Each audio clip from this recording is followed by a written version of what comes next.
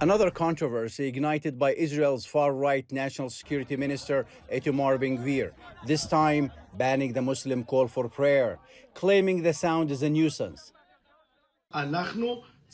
We need to address and enforce the issue of noise in mosques. Gvir instructed the police to enforce his directive by entering mosque compounds, confiscating speakers, and issuing fines if they are used.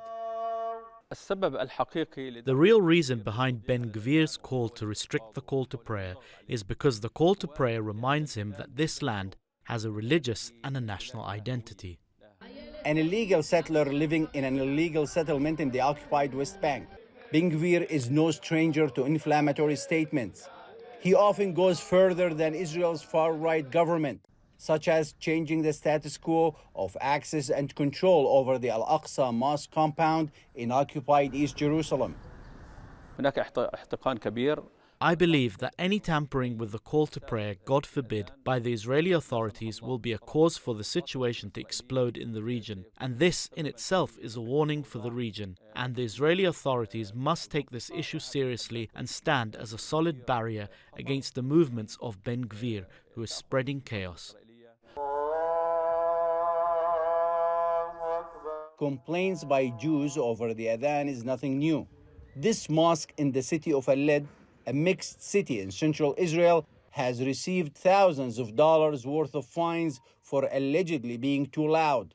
1/5 of all Israeli citizens are Palestinians, the so-called Arab Israelis, and face daily discrimination at the hands of the state. His statements do not concern us. This issue is undoubtedly very sensitive. The call to prayer is part of our Islamic faith and we will never abandon it.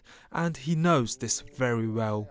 Israel has demolished hundreds of Palestinian mosques, cemeteries, and other religious sites since the state's creation in 1948. Dozens have been turned into bars and nightclubs in Jaffa, Led, Ramle, and other cities with no regard for their religious significance. The Palestinian citizens of Israel accuse Gvir of trying to provoke them by fanning the flames of racism and hatred and inciting against their Muslim faith. But they vow they'll do whatever it takes to protect their freedom of religion. Mohammad Al-Kassim, TRT World, Al-Led, Israel.